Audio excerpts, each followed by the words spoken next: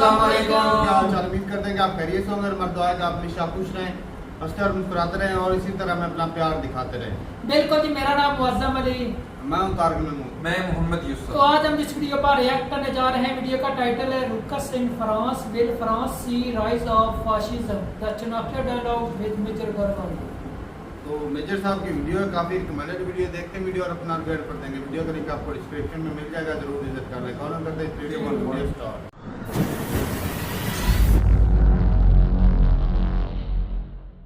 Queen थी उनकी कि इसको इस्लाम में कन्वर्ट हो जाना चाहिए, क्वीन एलिजाबेथ को, और बकिंगहम पैलेस को उसको मस्जिद बना देना चाहिए। और फ्रीडम ऑफ स्पीच है, आप कुछ भी कह सकते हैं। हाया सोफिया को टर्की में हाया सोफिया, उसको यार वो चर्च था, उसको मस्जिद बना दिया यार। सब तालियां पीट रहा हूं, वेरी गुड यार एर्दोगान। एक एक्सट्रीम फाशिस्ट व्यू वाले हैं जो हिटलर को अपना लीडर मानते हैं, उन लोगों का दोबारा जन्म होगा अगले इलेक्शन। इतना बड़ा पनौती है कि जब से वो वापस आया तब से वहां पे आगे लग रही। खैर एनीवे, फॉरगेट अबाउट दैट। अब चक्कर क्या है मैं आपको बताता हूं। जय हिंद दोस्तों, मैं हूं मेजर गौरव और आप देख रहे हैं द चाणक्य डायलॉग्स। इस वीडियो को लाइक करिए, हमारे चैनल को सब्सक्राइब करिए, बेल आइकन दबाना बिल्कुल भी मत भूलिएगा। अच्छा, फ्रांस में जो हो रहा है उसके मैंने कल वीडियो बनाया था, आपका बहुत अच्छा रिस्पॉन्स आया उस वीडियो पे। मैं कुछ और बातें आपको बताना चाहता हूं। उसकी जो ग्रैंड मदर है, जो लड़का नाहेल जिसको मारा था गोली, जिसके बाद ये सब बवाल वहां पे शुरू हो गया, उसने एक बात बोली है, दादी जी अब जागी हैं, दादी या नानी जो भी है, ये जब अब जागी है ये इतने दिनों के बाद, जबकि पूरे फ्रांस में आग लग चुकी है। अब वो दादी कह रही है कि यार देखो, we don't want them to destroy shops, buses and schools. Nadia है उसका नाम। अब नाडिया जी ये कह रही हैं कि साहब हम नहीं चाहते कि वो स्कूल, बसें और बिल्डिंग ये सब जो फूक रहे हैं ये सब करें। फिर कहती हैं कि they are using Nahel as an excuse. Nahel तो सिर्फ एक बहाना है, और जो मेरी बेटी है वो बर्बाद हो चुकी है क्योंकि उसका बेटा खत्म हो चुका है, तो इसका मतलब नाहेल की ये नानी है ये। ठीक है। सदर्न पेरिस का एक सबब है, वहां पे जो मेयर है, मेयर के घर के अंदर इन्होंने रॉकेट फायर कर दिए और इन्होंने उसका घर जलाया, घर जलाने की कोशिश करी, आग भी लगा दी उसमें, और उसके जो बीवी बच्चे भाग रहे थे, ठीक है, उनके ऊपर भी रॉकेट, अब ये पता नहीं कौन से रॉकेट थे ये लोग चला रहे थे। देखो यार, मैं दो तीन आपको बातें बताता हूं उसमें ना, फिर मैं आगे आपको बात समझाऊंगा। देखो दोस्तों, स्टोरी ऐसी है कि एक तो नानी जी जो है ना नाहेल की, ये बहुत देर से जागी हैं। कब से आग लगी हुई है, 2-3 हज़ार गाड़ियां जला दी, कितने सौ उनके स्कूल की बिल्डिंगें, पब्लिक बिल्डिंग्स इन्होंने जला दी इन्होंने, बिल्कुल। और ये कह रही हैं कि नाहेल एक्सक्यूज था। नाहेल जो था, जो मेरा नाती मारा गया, वो एक बहाना तो हमें पता ही है। नानी जी आप क्या कौन सी स्टोरी सुना रही हो, हमें नहीं पता बहाना है। भाई ये जो इमिग्रेंट्स आए हैं, ये कुछ कंट्रीज से, सोमालिया वोमालिया ये सब जो भी हैं, यमन शमन से आए हैं, ये तो उचक्के टाइप के लोग हैं। ये तो फ्रांस की बेवकूफ़ी थी जिसका फ्रांस जो है अब खामियाजा भुगत रहा है। और भारत के भी लेफ्ट जो लिबरल हैं वो क्या स्टोरी सुना रहे हैं आपको पता है कि नहीं, इनके साथ कुछ ना कुछ अत्याचार हुआ है इसलिए सब कर रहे हैं, इनके साथ बुरा हुआ। क्या बुरा हुआ है इनके साथ यार, क्या बुरा हुआ है इनके साथ, बताओ हुआ क्या है बुरा। ये मैं आपको बता रहा हूं, ये जो रेडिकल इस्लामिस्ट हैं और जो लेफ्ट है ना, इनका एक मैरिज ऑफ कन्वीनियंस है कि चलो हम लोग एक काम करते हैं, हम लोग गठजोड़। भारत में आपको नहीं दिखता ये, आप हर टीवी डिबेट में देखिए, एक रेडिकल इस्लामिस्ट बैठा है, उसको सपोर्टिंग फायर देने के लिए एक कम्युनिस्ट बैठा रहता है वहां पे, और झोला वोला पहन के, खादी का कुर्ता पहन के अपने आप को, और वो खादी जो कि फ्रीडम स्ट्रगल में यूज करा गया था, उसी का फायदा उठाएगा। ये ऑप्टिक्स है ना, ये तरीका है, ये तरीका है आपको, क्योंकि खादी से एक विशेष लगाव है भारतीयों को। Khadi was the symbol of the freedom struggle. Bharat में जो खादी था, तो लोग बड़ी शान से, बड़े शौक से पहनते हैं, तो वो they have sort of taken that symbol. और वो हर समय आप देखेंगे खादी वादी पहन के कोई कम्युनिस्ट वहां पे होगा और वो ज्ञान बांट रहा होगा और रेडिकल इस्लामिस्ट को सपोर्ट कर रहा होगा। भारत में होता है ये, बाहर भी होता है, ये हर जगह होता है। जहां पे आग लगी दुनिया में, आप वहां पे कम्युनिस्ट को देखोगे, आप वामपंथी को देखोगे। जहां पे बुरी आग लगी है, जहां पे कुछ ना कुछ खुजली होती है ना, जैसे सिविल वॉर टाइप की चीजें बोल रहा हूं मैं, जैसे कि गृह युद्ध अगर हम बोल रहे हैं, तो गृह युद्ध टाइप की अगर कोई स्थिति हो गई या बहुत ज्यादा प्रोटेस्ट हो गए, वायलेंट प्रोटेस्ट हो गए, मैं उनकी बात कर रहा हूं। मैं ऐसा नहीं कर रहा कि दो देशों की जंग हो गई तो उसमें कम्युनिस्ट इन्वॉल्व है। मैं कह रहा हूं कि अगर इस तरीके का मामला हो गया, आप कम्युनिस्ट का हाथ दिखेगा वहां पे। आप शाहीन बाग में देख लीजिए, आपको कम्युनिस्ट दिखेंगे। आप फार्मर प्रोटेस्ट में देख लीजिए, आपको वहां पे भी कम्युनिस्ट आगे बैठे, वही चेहरे, सेम चेहरे, प्रोफेशनल प्रोटेस्टर्स। इनका काम ही, मैं इनसे कहता हूं तुम लोग खाना तुम खाते हो, पैसे कहां से आते हैं? तुम जो गाड़ियों में चलते हो, पैसे कहां से आते हैं? क्योंकि जॉब तो तुम कोई करते नहीं हो, काम तो तुम करते नहीं हो, तुम लोग प्रोफेशनल प्रोटेस्टर्स हो। जहां पे कुछ होगा वहां पे पहुंच जाएंगे ये। जहां पे कुछ प्रॉब्लम होगी वहां पे they will stand with you and they will say कि हम आपके साथ खड़े हैं। क्यों खड़े हैं? कुछ प्रोफेशनल प्रोटेस्टर्स हैं। Anyway, coming back to the point, ये जो लोग हैं जिन्होंने फ्रांस में आग लगाई है, मैं फ्रांस की गवर्नमेंट को एक बात कहना चाहता हूं। आपने फ्रांस के लोगों को निहत्था छोड़ दिया, ठीक है? आपने फ्रांस के लोगों को इतना निहत्था छोड़ दिया कि वो अपनी रखवाली करने के लिए उनके पास हथियार नहीं है। इसी चीज की मैं अमेरिका में रिस्पेक्ट करता हूं। दसियों प्रॉब्लम्स हैं इस चीज को लेकर जो मैं बताने वाला हूं आपको। दसियों प्रॉब्लम है अमेरिका में, शूटिंग्स हैं, किलिंग्स हैं स्कूल में, ये सब ये बकवास होती रहती है अमेरिका में। लेकिन इस चीज को मैं ना अब समझ में आया मुझे इसका कि व्हाई इट इज रिक्वायर्ड। और अमेरिका के जो फाउंडिंग फादर्स थे या उनके बाद जो लोगों ने अमेंडमेंट करी, फाउंडिंग फादर्स ने एक बनाया एक आइडिया कि there will be a militia. आप पढ़िए अमेरिकन कॉन्स्टिट्यूशन, वो पढ़ने की चीज है यार। You read the American constitution, you will realise कि वो कितने दूरंदेश जो होते हैं ना लोग, उन्होंने आज से 250, 300, 350 साल पहले वो चीज सोची थी। आप सोचिए क्या दिमाग उन्होंने लगाया होगा। जो सेकेंड अमेंडमेंट है ना अमेरिका में, वो कहती है कि हर एक अमेरिकन का हक है कि वो हथियार कैरी करे अपने साथ। हर एक अमेरिकन का हक है। यहां पे अगर फ्रेंच वाले लोगों के घरों में हथियार होते ना, सेकेंड अमेंडमेंट होती है और सबके पास हथियार होते, फिर देखते लोग क्या करते। अगर वो पत्थर फेंकते तो यहां से गोली का जवाब आता। पर ये फ्रांस की एक बहुत बड़ी कमी है, बहुत बड़ी कमी है। और मैं आपको बता दूं, वो मुझे किसी ने भेज दिया, किसी भले मानुस ने। मेरा जो आर्टिकल है, तो आर्टिकल मैं लिंक में आपको डालता हूं। जो आर्टिकल मैं बोल नहीं रहा था आपको कल, मैंने संडे गार्डियन के लिए लिखा था, फिर संडे गार्डियन ने निकाल दिया उसको वहां से, they remove that this thing. वो आर्टिकल मिल गया है कहीं पे, तो वो मैं लिंक में डाल रहा हूं, आप देखिए उसको ध्यान से, उस आर्टिकल को पढ़िए। I would request the editor कि एडिटर उसको लिंक में डालें। भाई साहब, ऐसा गदर मचा रखा है पूरे यूरोप में, बिल्कुल कि आप समझ लो कि आग लगा रखी है यूरोप में। एरियाज ऐसे बना रखे हैं, शरिया जोन्स हैं, नो-गो जोन्स हैं। एक अंजुम चौधरी करके यूके का प्रीचर है, वो पता है क्या बोलता है? आपको विश्वास नहीं होगा। वो कहता है कि रानी, उसने तब बोला था एलिजाबेथ जब जिंदा थी, जो क्वीन थी उनकी, कि इसको इस्लाम में कन्वर्ट हो जाना चाहिए, क्वीन एलिजाबेथ को, और बकिंगहम पैलेस को, जो जहाँ पे अभी किंग चार्ल्स रहता है, जो पहले प्रिंस चार्ल्स था अभी किंग हो गया, वो जहाँ पे रहता है, उसको मस्जिद बना देना चाहिए। और फ्रीडम ऑफ स्पीच है, आप कुछ भी कह सकते हैं भाई, आप कुछ भी कह सकते हैं, आपका हक है। तो ये जिस मुल्क से आते हैं जहाँ पे कूड़ा कबाड़ा छोड़ कर आते हैं, फिर एक अच्छी जिंदगी के लिए जिस मुल्क में आते हैं उसको भी कूड़ा कबाड़ा कर देते हैं ये अंजुम चौधरी जैसे लोग, ठीक है। और मैं इंडियंस और पाकिस्तानी जो मुस्लिम्स हैं ना, मैंने उनसे बात करी, जो नॉर्मल लोग हैं, ढंग के लोग हैं, वो खुद इनसे परेशान है। मेरे तो इतने दोस्त हैं यूके में, एंड जनरली क्या होता है यूके में कि one finds all shades of people in the UK. आपको एक ही किस्म के ना लोग नहीं मिलेंगे, आपको अलग अलग पॉलिटिकल विचारधारा के, जो कि अच्छी बात है, जो कि अच्छी बात है। और पर मैं एक बात कहना चाहता हूँ यूरोपियंस को, जो आप इतना गर्व करते हैं ना, हमारी बड़ी लिबरल डेमोक्रेसी है, बड़ी लिबरल डेमोक्रेसी है, और बड़ा ये हो रहा है, बड़ा ये हो रहा है हमारी डेमोक्रेसी, हम तो कुछ भी कह लो, कुछ भी। देखो आप ना, सुनो, एक बात हर समय ध्यान रखना, डेमोक्रेसी एक ऐसा गेम है जिसके कुछ रूल हैं, जिसके कुछ नियम हैं, और जब सभी लोग उन नियमों को मानेंगे ना, तब जाके डेमोक्रेसी फलेगी फूलेगी। ऐसे नहीं हो सकता कि कुछ लोग माने ही ना, कि बॉस हम तो उसके नियम मानते ही नहीं हैं, भाड़ में जाओ तुम साले, कल मरते हो आज मरो, आज मरते हो अभी मरो, हम इसके रूल नहीं मानते। फिर डेमोक्रेसी काम नहीं करती। डेमोक्रेसी तब होती है जब मैं बोलूँ कि ठीक है साहब, आप एक बात बोलेंगे, मैं आपकी बात सुनूंगा, फिर मैं आपकी बात बोलूँ, आप सुनेंगे। That is democracy. और वो नहीं बन पा रहा वहां पे यूरोप में। यूरोप अपने आप को कितना भी बोल ले, अभी 10% उनकी पॉपुलेशन है फ्रांस की। कोई बता रहा था आंकड़े मुझे, I don't know how far it is correct, कोई कह रहा था 10% भाई साहब वहाँ पे लोग हैं जो ऐसे रेफ्यूजीज बाहर से आए, जिसमें से काफ़ी इलीगल हैं, और ये करते हैं यार। अब ये जो नाडिया जो है, उसकी नानी नाहेल की, वो कह रही है कि रोको रोको। नानी जी, आपका पहले मुंह से कुछ नहीं निकला रोको रोको, तब आप भी मजे ले रहे थे, हैं जी। इन्होंने पूरा लूट लिया फ्रांस को। अब इससे होगा क्या, मैं आपको बता रहा हूँ। ये इतनी खतरनाक ताकतें हैं यूरोप की, मैं 1 मिनट लेके आपको बता दूँ, फिर दोस्तों नेक्स्ट उसमें जाता हूँ। इतनी खतरनाक ताकतें हैं, इतनी खतरनाक ताकतें यूरोप की। यूरोपियंस तो अभी जो ये हमें वोक टाइप के दिखते हैं ना, लिबरल टाइप के, ये ऐसे थे थोड़ा ना 80 साल पहले। हिटलर कहाँ से निकला था, कहाँ से निकला था एडोल्फ हिटलर, सोचिए ज़रा।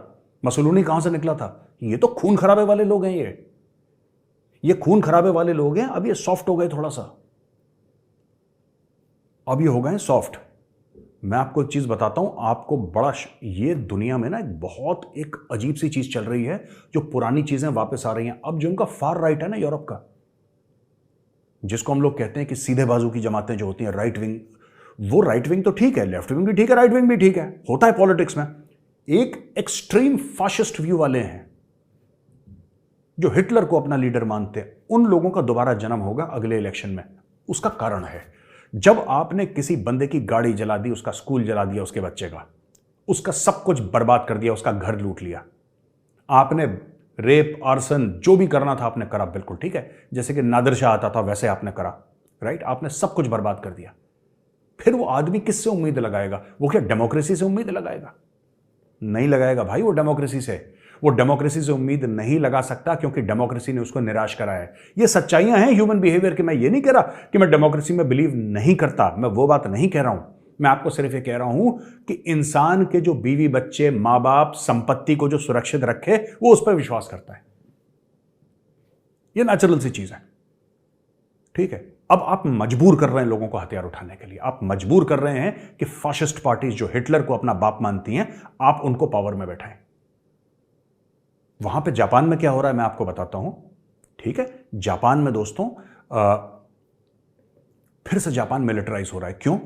चुपचाप बैठे थे जापानी, अपना काम कर रहे थे, वहां पे चीनियों ने लगातार दर लगातार हमला करने की कोशिश करी जापान के ऊपर। अभी की बात कर रहा हूं, कभी जापान के ऊपर अपने हवाई जहाज, जापान ने कई साल पहले, ठीक है, चीन का घुटने तोड़ दिए थे।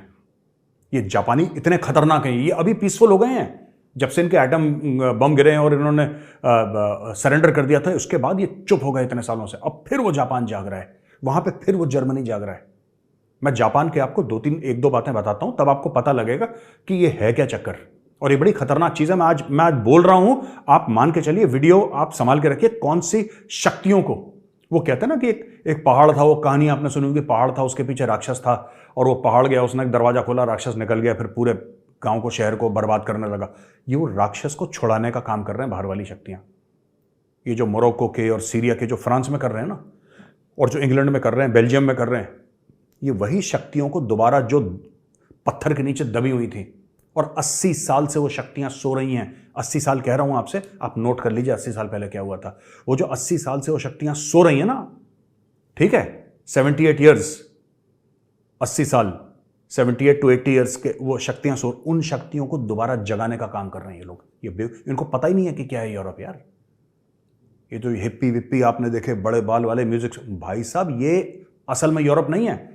जितना वायलेंस यूरोप ने देखा है, किसी और कॉन्टिनेंट ने नहीं देखा। इन लोगों ने तो लाखों लाखों लोग, दसियों लाखों लोग ऐसे काट काट के बिछा दिए थे, आपस में ही लड़ मर के, और दोनों क्रिश्चियंस।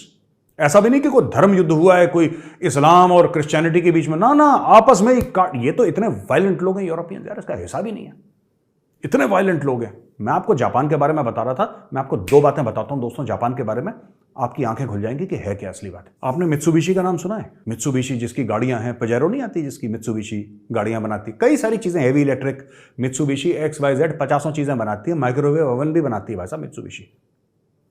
वो मित्सुबिशी सेकेंड वर्ल्ड वॉर जब हुआ था ना, तब एक फाइटर प्लेन बनाती थी, जीरो नाम था उसका, ZERO, जो कि सबसे खतरनाक फाइटर प्लेन था उस जमाने में। अमेरिकन के पास वैसा कुछ नहीं था, ब्रिटिश के पास वैसा कुछ नहीं था, सबसे खतरनाक। ये जंग के सामान बनाते थे। और जीरोस की क्या कहानी है? जीरोस की ये कहानी है कि अमेरिकन शिप्स को, जो अमेरिकन जहाज थे, अगर अमेरिकन जहाज ने जीरो पे मारा, हवाई जहाज ऊपर उड़ रहा है, जीरो पे मारा और जीरो जल गया, तो जीरो के सामने जो नोज थी ना, उसमें बारूद रहता था। ये पायलट जो थे वो सुसाइड अटैक करते थे, जापानीज पायलट्स। मित्सुबिशी का बनाया हुआ प्लेन है, जिस मित्सुबिशी के आप लोग वॉशिंग मशीन और ये सब माइक्रोवेव खरीदते हो ना, वही मित्सुबिशी। इसने जीरो फाइटर्स बनाए थे, जिसके आगे बारूद लगा रहता था, और वो लोग आके सुसाइड अटैक करते थे। धड़ाम से बिल्कुल जहाज में गिरे और अमेरिकन जहाज को तहस नहस कर दिया, बर्बाद कर दिया। यह था जापान का इतिहास, ठीक है। अब मैं आपको एक और उदाहरण देता हूं जापान के बारे में। दोस्तों, गाड़ी आती है सुबारू, बड़ी फेमस है गाड़ी सुबारू। हम गाड़ियां चलाते हैं। एक जमाने में सुबारू, उस कंपनी का नाम था नाकाजिमा एयरक्राफ्ट कंपनी। और नाकाजिमा एयरक्राफ्ट कंपनी, भाई लोग, आपको पता क्या करती थी? वो स्पेशली सुसाइड प्लेन्स बनाती थी, जिसमें जापानीज पायलट अमेरिकन को अमेरिकन बेसिस में, जहां पे अमेरिका के मिलिट्री बेस होते थे, अमेरिकन शिप्स पे, खासतौर से पैसिफिक एरिया में, उसके शिप्स में आके सुसाइड कमिट करते थे। और इसको कहते थे कामेकाजी। कामेकाजी का ओरिजिनल मीनिंग है दोस्तों डिवाइन विंड। डिवाइन विंड एक हवा चलती है, डिवाइन है, जो जिसमें दैविक शक्ति है उसमें। और ये पहले जाती है, जब मंगोल जापान के ऊपर हमला कर रहे थे तो कहते हैं कि ऐसी आंधियां आई, ऐसा तूफान चला कि पूरा मंगोलों का जो फ्लीट था जहाज़ों का, वो सब का सब डूब गया वहाँ पे और टूट गया, तहस नहस हो गया। तो उसको बड़ा वर्शिप करते थे जापानीज। तो जापानीज ने बोला कि साहब ये डिवाइन विंड है, ये डिवाइन विंड है, भगवान की ये विंड है ये। तो वो कामेकाजी, कामेकाजी का मतलब एक्चुअली डिवाइन विंड। और सेकंड वर्ल्ड वॉर में वही कामेकाजी का मतलब क्या हो गया, जो सुसाइड अटैक, ये सब ये जापान में हुआ था पहले। अब जापानी शांतिप्रिय हो गए हैं, लेकिन वो राक्षस जो है ना, वो जो शैतानी ताकतें हैं, वो अभी भी दबी पड़ी हैं वहां पे। उनको दबा रहने दो। मैं चीन को भी बोल रहा हूं, उनको दबा रहने दो, ये निकलेंगी, बहुत तहस नहस होगी, फिर चीन ना चाऊ चाऊ करके भागेगी। इनको पता नहीं लगेगा कहां से क्या गया। क्योंकि और ये जो जर्मनी में सबसे इतिहास का सबसे गंदा, सबसे गलीज, सबसे बुरा आदमी यूरोप में पैदा हुआ था, एडोल्फ हिटलर, सबसे गंदा। और वही शक्तियों को ये लोग फिर ये सब बकवास जो कर रहे हैं ना, ये लोग, ये जो रेफ्यूजीज हैं वहां पे जो आए हैं, और कुछ तो वहीं पे पैदा हुए हैं, फिर अपने देश में आग लगा रहे हैं। ठीक है, ये लोग वही काम कर रहे हैं। आप वही फाशिस्ट फोर्सेस को हवा दे रहे हो जो वहां पे बनेंगी, उनका प्रधानमंत्री बनेगा, फिर वो एक एक करके निपटाएगा तुम्हें, तब तुम्हें पता लगेगा। This is simply what happened after the treaty of Versailles. Treaty of Versailles के बारे में मैंने कल भी आपको बताया था, पढ़िएगा जाके, यही चीज हुई थी। मत करो, यूरोप को धक्का मत दो, जापान को धक्का मत दो, यही मैं छोटी सी बात कहूंगा। अच्छा दोस्तों, फट से अगले न्यूज आइटम पे आते हैं। स्वीडन में आपको पता है ना, कुरान शरीफ जली थी, और कुरान जलाने के बाद बड़ा ईरान ने बोला कि साहब हम अपना एम्बेसडर भेजेंगे नहीं वहां पे। तो मैं बोला ठीक है मत भेजो। ईरान ने बोला हम अपना एम्बेसडर नहीं, पाकिस्तानियों ने बोला नहीं, हम हमारा रहने दो वहां पे, पैसा वैसा मिल सकता है स्वीडन से। तो पाकिस्तानी को तो लिहाज शर्म तो कुछ है नहीं। फ्रांस ने भी जो प्रॉफिट मोहम्मद के कार्टून बना दिए थे, उसके बाद प्रोटेस्ट करने के बाद, लाहौर में आग लगाने के बाद, उन्होंने फिर फ्रांस से भी पैसे ले लिए, और वहां पे शहबाज शरीफ भीख मांगने भी चला गया फ्रांस में। ठीक है, पेरिस में चला गया तो भीख मांगने के लिए। इतना बड़ा पनौती है कि जब से वो वापस आया तब से वहां पे आग ही लग रही। खैर एनीवे, फॉरगेट अबाउट दैट। अब चक्कर क्या है मैं आपको बताता हूं कि ओआईसी ने, ऑर्गेनाइजेशन ऑफ इस्लामिक कोऑपरेशन ने बोला है कि साहब ये कुरान जलाना बहुत बुरी चीज है, कुरान नहीं जलनी चाहिए थी, और हम इसको कंडेम करते हैं। और उन्होंने एक आह्वान दिया है, एक बोला है लोगों को कि आइए, और ये मैं पढ़ के बता रहा हूं। OIC had strongly condemned the incident, saying that such an act contradicted international efforts. सुनिएगा OIC का, वल्लाह हबीबी तुम क्या बोलती। International efforts to spread values of tolerance, moderation and renunciation of extremism. ठीक है, और बोला है कि observance of human rights and fundamental freedom for all global। देखो यार, OIC के जो मेंबर हैं 99% खुद डेमोक्रेसी नहीं है, वो बात कर रहे हैं डेमोक्रेसी की। वो खुद ह्यूमन राइट्स नहीं देते लोगों को, आधे से ज्यादा जगह शरिया लगा हुआ है, वो बात कर रहे हैं ह्यूमन राइट्स की। ये खुद फ्रीडम नहीं देते लोगों को, ये कह रहे हैं फंडामेंटल फ्रीडम की बात कर रहे हैं। ये किसी और को टॉलरेट नहीं करते, मैक्सिमम, मैं सबकी बात नहीं कर रहा, मैक्सिमम कंट्रीज ये टॉलरेट नहीं करती। ये फिर कह रही है मॉडरेशन होना चाहिए और टॉलरेशन होना चाहिए सब में, एवरीबडी शुड हैव टॉलरेंस और रिनाउंसिएशन ऑफ एक्सट्रीमिज्म। सारा एक्सट्रीमिज्म वहीं से निकल रहा है, और ये कह रहे हैं कि एक्सट्रीमिज्म नहीं होनी चाहिए, है ना। तो यार देखो सुनो, मैं एक बात कहता हूं कि कुरान जलाई गई, मुझे भी खराब लगा, ऐसा नहीं होना चाहिए, ठीक है। लेकिन मैं ये कहता हूं कि ये जो OIC है इसका इतना दोगला एटीट्यूड क्यों है यार, इतना दोगला एटीट्यूड क्यों है। आप छोटी सी बात देखो, कुरान जलाई गई, सबके सब इकट्ठा हो गए, हाय हाय हाय हाय तौबा, छाती पीटो छाती पीटो। हाया सोफिया को टर्की में हाया सोफिया, उसको यार वो चर्च था, उसको मस्जिद बना दिया यार, सब तालियां पीट रहा हो, वेरी गुड यार एर्दोगान, तुम कितने बड़े चैंपियन हो, देखो तुमने। तो यार आप गलत करोगे ना दूसरी तरफ से। ये कुरान का जलना गलत था, लेकिन हाया सोफिया का मस्जिद बनना भी गलत था।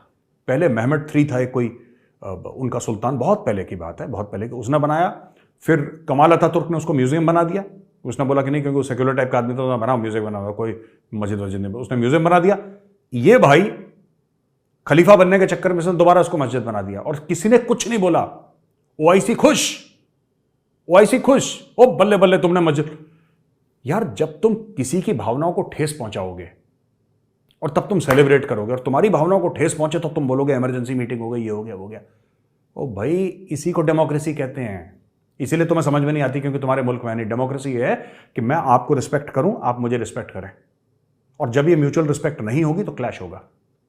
ठीक है, और फ्रांस को अब समझ में आ रहा है कि क्लैश क्या है। अब फ्रांस की थोड़ी अकल ठिकाने आई। 2015 में तो इनके इतने लोग मर गए, अभी मौतें नहीं हुई वैसी, लेकिन फ्रांस को मुझे लगता है कि एक थप्पड़ पड़ गया सॉलिड गाल पे, झन्नाटेदार वाला, और फ्रांस को अकल आ गई है। तो दोस्तों ये दो आइटम थे जो मैं आपके साथ, दो न्यूज आइटम थे जो मैं आपके साथ डिस्कस करना चाह रहा था। अब मैं आता हूं क्वेश्चन आंसर्स पे, अपने सबसे पसंदीदा और आपके सबसे पसंदीदा जो सेक्शन है इसका, आस्क मेजर। भाई सबसे पहले ये पूछते हैं महक जोशी जी। जय Hind sir. Jai Hind Mahak ji. I agree with your analysis, we can see the situation within India in Uttarakhand, Manipur, Assam, down south, West Bengal and cases around India. How can we control and stop the spread of radical Islamists and their ideologies? They clearly want to have Muslim majority here and won't mind making it an Islamic country. How can this be stopped as we have other communities and religions present too? देखिए साहब, how can we do it? मैं आपको एक बात बताता हूँ। First of all ना, I think this calls for engagement. Engagement between religions. इसका कोई kinetic solution नहीं है। अगर आप सोच रहे हो इसका कोई kinetic solution, इसका कोई kinetic solution नहीं है। We need to talk। ये बाहर वाले जो गंद मचा रहे हैं ना, रोहिंग्या फोहिंग्या, इनको तो बाहर ही रखो, पहली चीज। मैं आपको एक और चीज बता दूं, we all love and we all respect the constitution of India, but India is secular because it is 85% Hindu. आप समझ रहे मेरी बात? भारत इसलिए सेक्युलर है क्योंकि भारत 85% हिंदू है। कोई भी मुस्लिम कंट्री सेक्युलर नहीं है। वो कहने को सेक्युलर है, वो कहने को डेमोक्रेटिक है। टर्की कह देता है कि यार हम तो बड़े लिबरल हैं और हमारे बंदे भी छोटे कपड़े पहनते हैं और लड़कियां भी। That is this thing, that is not a criteria. ठीक है, बात यह है कि वहां पे भी मिलिट्री कू हो रखे हैं टर्की में, बांग्लादेश में भी मिलिट्री कू हो रखे हैं। बांग्लादेशियों ने तो अपने जो फादर ऑफ द नेशन था शेख मुजीबुर रहमान, उसको निपटा दिया उनकी फौज ने। They killed their own father of the nation. I mean, not killed by a lone assassin. Not killed by a lone assassin. Killed by the state. That is the difference. Big difference. तो यार देखो, जो India की Hindu identity है, that is extremely important because that is what is making this nation secular. ठीक है, constitution किसी भी मुल्क का बुरा नहीं होता, हर जगह अच्छी अच्छी बातें लगे, उसको इंप्लीमेंट करने वाली बात है। क्योंकि हिंदू जो है वो दिल से सेक्युलर है, वो है ही सेक्युलर। लेकिन जो बाकी कंट्रीज हैं, ठीक है, अब एक वो आ रहा था कि doctor Abdul Salam Pakistani nuclear physicist, one of the greatest intellectual giants, Nobel prize winner in physics, और बड़ा नाम है यार डॉक्टर अब्दुल सलाम का, बड़ा नाम है। ठीक है, उसको ऑनर कर रही है एक फॉरेन यूनिवर्सिटी। पाकिस्तान में बेचारे की कबर अलाउड नहीं थी, कबर के ऊपर कलमा लिख दिया था, इस्लामिक वर्सेस लिख दिए थे, उन्होंने कबर छबर तोड़ दी उसकी। जिंदगी भर बाहर रहा बेचारा डर के मारे। क्यों? क्योंकि अहमदी है। क्या हुआ? 5 अहमदियों के ऊपर केस लग गए पाकिस्तान में, क्रिमिनल केस लग गए, बेचारों के बेल नहीं है। क्यों? क्योंकि बकरा ईद में उन्होंने वो बकरे की कुर्बानी दे दी, बकरे का गला काट दिया। वो कहते हैं मुसलमान, कहते तुम हो ही नहीं मुसलमान, चलो जेल में रहो। तो जब मजहब का बहुत ज्यादा किसी में हो जाता है ना चीजें, वो मुल्क बर्बाद हो जाता है। ठीक है, then you start looking at everything from religious lens. और most of the Muslim countries have this problem because they are too. Pakistan में देखना, आप पाकिस्तान को देखो, हर चीज में उनका इस्लामिक टच आ जाता है, हर चीज में इस्लामिक टच। इस्लाम अच्छा मजहब है, आपको फॉलो करना चाहिए, लेकिन आपको दीन और दुनिया के बीच में बैलेंस बनाना है। मैं ये कहने की कोशिश कर रहा हूं। ठीक है, हर सेंटेंस में माशाअल्लाह, अल्हम्दुलिल्लाह, बिस्मिल्लाह कह के चीजें आगे नहीं बढ़ती, क्योंकि ऊपर वाला जो अल्लाह है वो देख रहा है कि खुद ये पाकिस्तानी नालायक हैं, खुद ये काम करते नहीं हैं, भीख मांगते रहते हैं। तो अगर ये अपनी कंडीशन नहीं बदलेंगे, मैं भी इनकी कंडीशन नहीं बदलूंगा। जब आप अपने हालात नहीं बदलते तो ऊपर वाला भी आपके हालात नहीं बदलता है, जब तक आप मेहनत नहीं करते। That is what I am trying to say. तो दोस्तों, वीडियो देखने के लिए बहुत बहुत धन्यवाद। अगर वीडियो पसंद आया ना तो वीडियो को लाइक जरूर करिएगा, हमारे चैनल को सब्सक्राइब करिए, बेल आइकन दबाना बिल्कुल मत भूलिएगा। जय हिंद, वंदे मातरम, भारत माता की जय।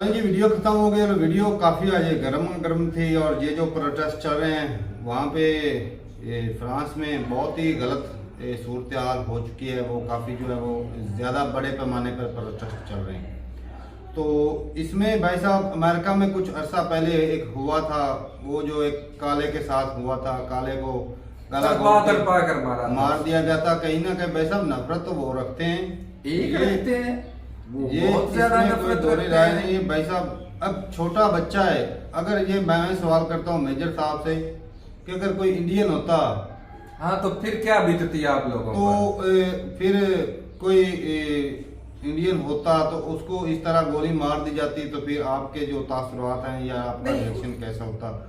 प्रॉब्लम पता है कहाँ पर है? वो तो है भी वो फ्रांस में। क्रिमिनल होता, हाँ, वो क्रिमिनल नहीं, होता। कोई भी हो भाई साहब, जब नहीं, तक नहीं, शूटर मान लिया साहब का ऑर्डर नहीं, उसको बंदा कोई पुलिस वाला गोली नहीं मार मार नहीं सकता।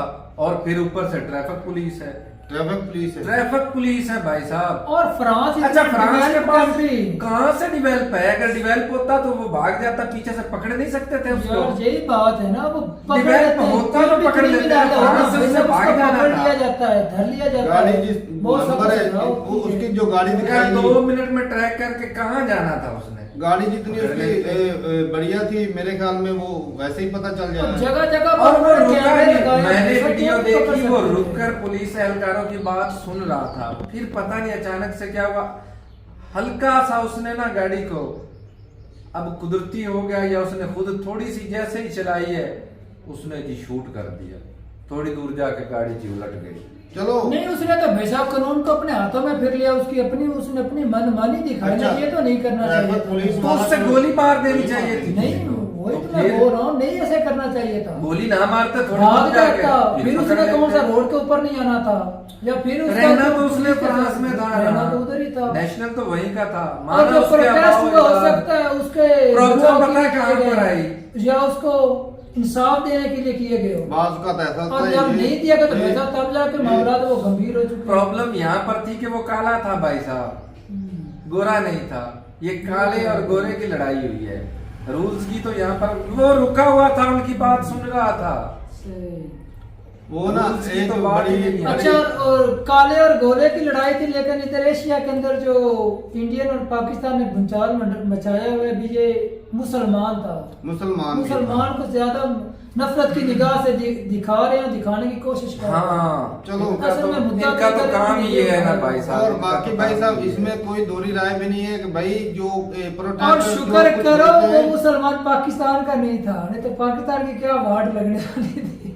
तो भाई नहीं बात यार, ये ना दुख की बात है कि मौसम साहब, ये प्रोटेस्टर होते हैं कुछ लोग जो भाई साहब गलत फायदा उठाते हैं, लूट तो हो रहे हैं। हाँ, अब सारे जो उसके हक के लिए निकलेंगे, 17 साल का बच्चा अब- है, उसको कत्ल कर और दिया गया है। ये इसमें कोई दोहरी राय नहीं, ये काले चोरी भी बहुत करते हैं, ये अमेरिका में भी इन्होंने यही काम कर रखा है। करते हैं ये तो बात और है। खराबियां तो भाई साहब होती हैं। तो मेजर साहब सलाह दे रहे थे, लेकिन इसको सजा फ्रांसीसियों देने को वाला वो कौन होता कि है भाई साहब? एक छोटा इतना सा मुलाजिम, अपने ही अमेरिकी सा घर में, मुलाजिम। अपने ही कंट्री में इतना डर के रहो कि हर बंदे के पास हथियार होना चाहिए। अमेरिकन जितने डरे हुए हैं ना अपने ही घर में, हर कोई हथियार तो, क्योंकि उनकी फोर्सेस कमजोर है। बिल्कुल। तो वही यार बंदा हथियार उठाए फिरा है ना। अगर फोर्सेस उनकी स्ट्रांग होती, जिसको खतरा होता है कंट्रोल वो हथियार करती। होता है। सही बात है, जिसके पास आज भी भाई साहब है ना हथियार, वो मैं नहीं, एक मशवरा तो अच्छा दे रहे थे मेजर साहब। एक वीडियो में देख रहा था, वो तकरीबन पाकिस्तान की थी भाई साहब।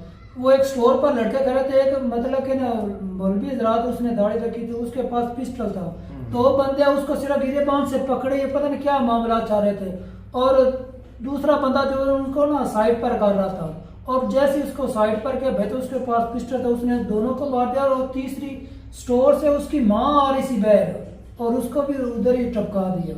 अगर वो ना होता तो तीनों की जान तो बच जानी थी ना।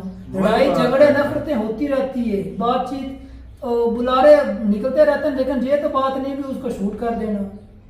तो वो हथियार भाई साहब हथियार पास रखेंगे तो इस तरह के जो है ना वाकई ये ज्यादा कि बढ़ेंगे। सबके पास हथियार हो तो कल को लड़ाई झगड़ा या दंगा कोई होता है तो कोई जिंदा नहीं। तो फिर बॉर्डर वाली जंग जो है वो तो होने से रही। है ना? फिर तो हथियार नहीं इंटरनल होने चाहिए। बाहर शुरू हो पॉपुलेशन जाएगी। को कंट्रोल करने का इससे बढ़िया कोई आइडिया हो ही नहीं सकता। सही नहीं? सबके तो पास मतलब नहीं, तो अगर दबाव भी सबके ऐसी पास हो हथियार सकता है। होंगे, अब जिस तरह ये दंगे हो रहे हैं, तो फोर्सेस के खिलाफ भी तो हथियार इस्तेमाल हो सकते हैं। करते थे। आप जा रहे हैं जी। शुक्र करो जानी नुकसान कोई नहीं हो रहा। वो बड़े बड़े जो अदारे हैं, जो बसें जो भी मतलब कि और जिसको लूट चलाया मार जा ये रहा है, कार्य ये काम तो करते नहीं, लूट मार के खाते हैं भाई साहब, इसमें भी कोई दोहरी राय नहीं। ये भी तो करते हैं देखो भाई उनका साहब। काम यही है, लूट और मार लूट मार तो रहता है, ये तो पक्की छूट भी बात कर है। देते हैं। अच्छा, ये भी बात तारक है। साहब, ये मान लिया। अक्सर ये जो सख्त लौंडे होते हैं ना, ये ऐसे भी करके दिखाते हैं, ऐसे दिखाई होगी, उसने ठोक दी होगी गोली। नहीं दिखाई ऐसे यार, यार जो मर्जी है, तारक लेकिन साहब, बड़े किसी दिखाते का हैं। भाई चाहे तारक ने उसको शायद मारना। वो वीडियो नहीं देखी, उसका मैंने नेशनल देखी नहीं है, भाई। फ्रांस का नीली नेशनल है। गाड़ी उसमें खड़ा था, 2 एहलकार थे, भाई साहब। एक ने बिल्कुल सीधी बंदूक तानी हुई थी उसके ऊपर, वो खड़ा हुआ था।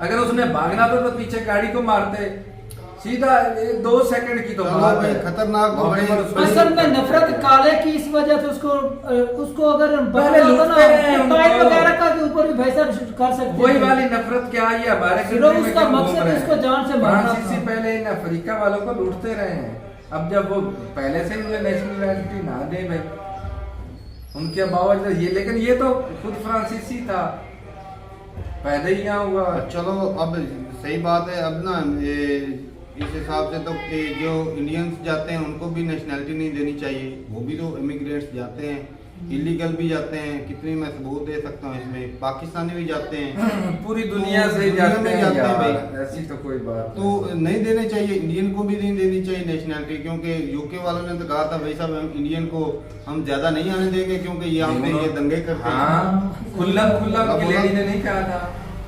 और करते भी ये तो मेजर साहब भी बोलते हैं, हम भी बोलते हैं, इंडियन और पाकिस्तानी जो उसके- भी भाई साहब उधर प्रोटेस्ट करते रहते हैं, हमारे भी आए दिन देख लो अपने हुकूमतों के खिलाफ उधर कर नहीं रहे। उसके और इस वो भी बयान जो से है उसे कि- हटा दिया गया था, लेकिन लेकिन दोबारा वापस लाए। लेकिन भाई बात ये है कि प्रोटेस्ट करें, अगर कोई आपका मुद्दा है तो प्रोटेस्ट करें, लेकिन पीसफुल तरीके से, बिल्कुल। या तो फिर ऐसे हालात गंभीर हो जाएं कि भाई साहब लड़े बगैर आपका कोई हल नहीं निकल सकता।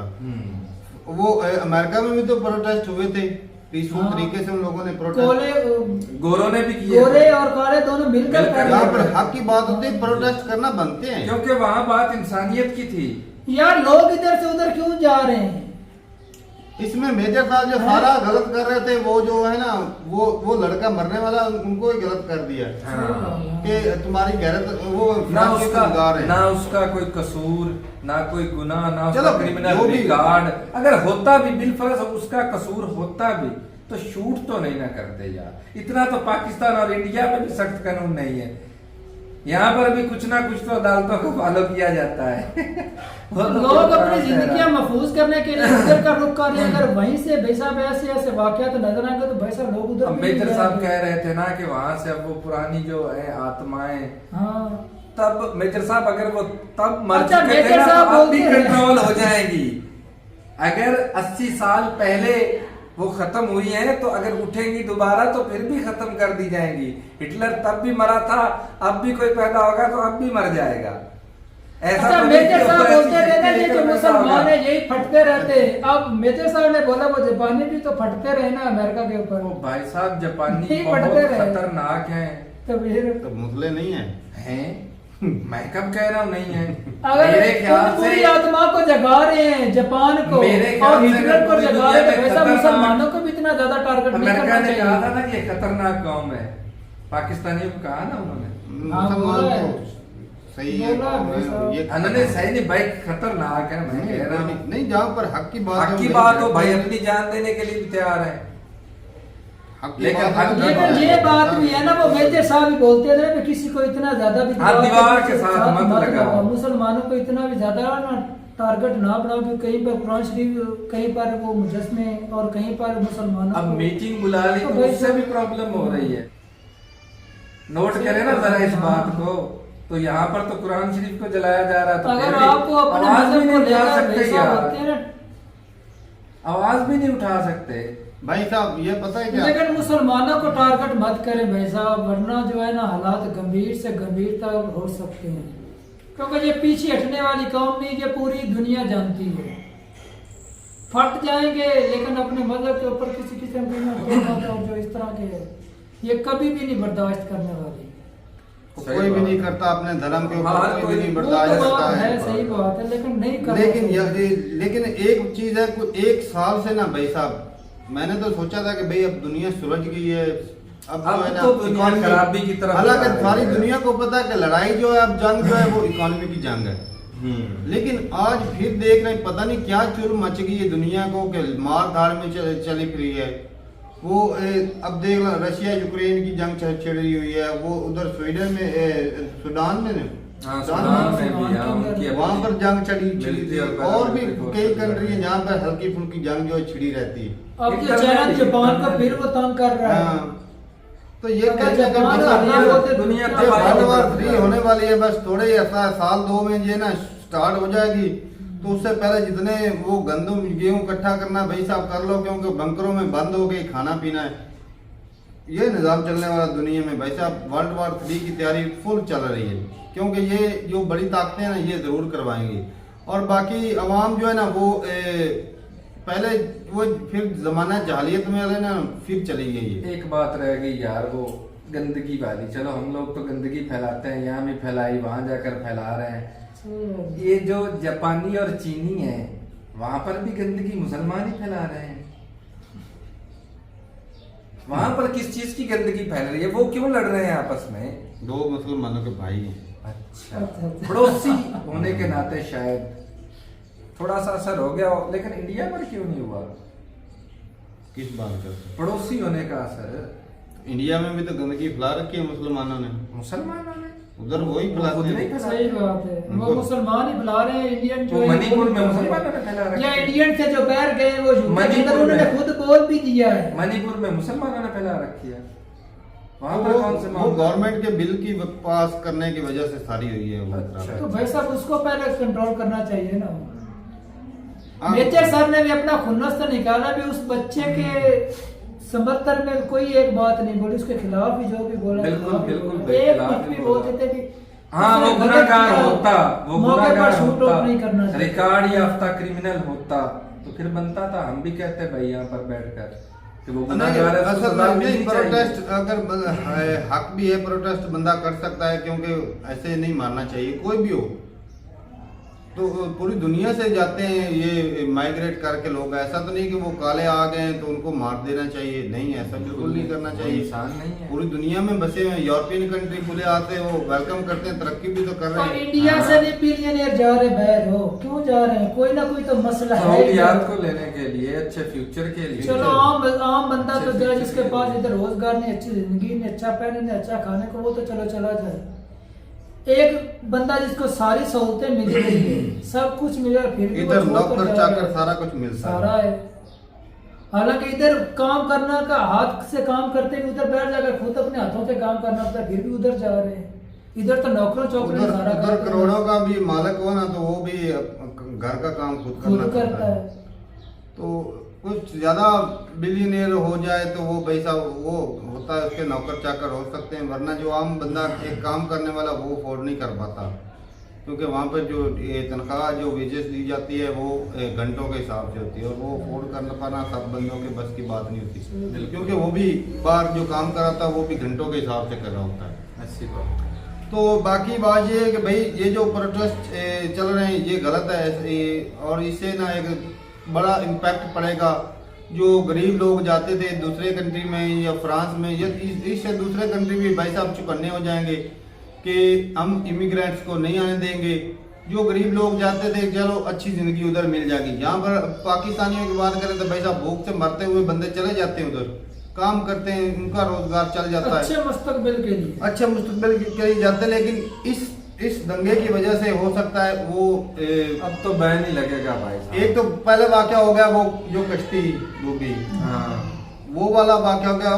ये दंगे इतने बड़े लेवल पे, तो अब वो भाई साहब डर पैदा हो जाएगा। एक तो वो जो जंग कहीं पर भी जंग हो रही होती थी तो भाई साहब यूरोपियन कहते थे कि भाई साहब आप इधर आ जाओ, रास्ते खोल देते तो बॉर्डर खोल देते, ऊपर से उनको भाई साहब तनख्वाहें पैसे भी देते थे। कश्ती डूबी यूनान के अंदर कितना प्रोटेस्ट हुआ, पुरअमन हुआ, हालांकि उनका अपने उसके अंदर आते उन्होंने खुद डुबोई, मदद नहीं उन बेचारों की। और उसके गवर्नमेंट के खिलाफ प्रोटेस्ट हुआ या नहीं हुआ, उसमें तो कोई तो इंसानियत की चाहत रखते थे तो ही लोगों ने प्रोटेस्ट किया ना कि 750 उधर इंसानियत की चाहत को लेकर उन्होंने भी प्रोटेस्ट किया है। बिल्कुल, लेकिन चंद एक लोग ऐसे होते हैं जो उससे गलत वोट से दिखाना, ये तो भाई साहब प्रोटेस्ट करें, लेकिन जो लूट मार करें ये तो गलत है ना। तो भाई जो लुटेरे हैं वो तो लूट मार करेंगे, या प्रोटेस्ट वाले थोड़ी वाले भी तो हैं। सिचुएशन कौन से उसके अंदर गोरे हैं काली हैं गोरे भी हो भाई सकते साहब हैं। एक हल है इसमें, इसका एक ही हल है, आर्मी चीफ पाकिस्तान के आर्मी चीफ को बुला लें, सब कंट्रोल हो जाएगा। कुछ लोग बोल रहे हैं ना योगी आदित्यनाथ को बुला लो दंगे खत्म हो जाएंगे, नहीं नहीं नहीं, बुलडोजर चलाने से ना, ना, ज्यादा ना, ना, पड़ेगी। ना, ना, बुलडोजर भी नहीं चलाना पड़ेगा, एक ईंट भी नहीं हिलानी पड़ेगी, सब कुछ कंट्रोल हो जाएगा। बस पाकिस्तानी आर्मी चीफ को बुला ले लो, जाए। मामला खत्म। 12 घंटे सिर्फ और सिर्फ 12 घंटे। सिर्फ उन्होंने आगे ऐलान करना है भी भाई साहब ये मामला है, तो देखना फिर कैमरे तो वहाँ पर के बहुत अच्छे हैं, वो HD फोटो निकालते हैं, हाँ वो सारों को धर लेना, उनकी टेक्नोलॉजी भी बढ़िया है। हमारे तो वो सोशल सीधे मीडिया हो से जाएंगे। ढूंढने में भी बड़ा टाइम लगता है। हाँ, सही बात है। उन्होंने तो ऊपर लेकिन हो सकता है टाइम भी अपनी वजह से दिया गया ताकि सुलझ जाए, ये भी तो हो सकता है। तो ठीक है भाई, ये प्रोटेस्ट जो है खतरनाक है भाई। और जो गरीब बच्चे हैं या गरीब लोग हैं जो जिनके लिए रास्ते खुलते थे रोजगार के, वो भी बंद हो गए, इससे बड़ा बहुत बुरा इम्पैक्ट पड़ेगा। और बाकी उनके जो वजीर आजम है ना, उन्होंने भी अफसोस किया कि गलत किया पुलिस एहलकारों ने। गलत है भाई साहब, ये पुलिस वाले उन्होंने गवर्नमेंट की सपोर्ट नहीं की, उन्होंने कहा है कि ये जो सानेहा हुआ है ये गलत हुआ है, ऐसा नहीं करना चाहिए था। वो बोलते थे उसको भी धर लेते। तो ठीक है भाई, अपनी राय जरूर बताइएगा कमेंट सेक्शन में। मिलते रहेंगे साथ, तब तक के लिए इजाजत दें। अल्लाह हाफिज़।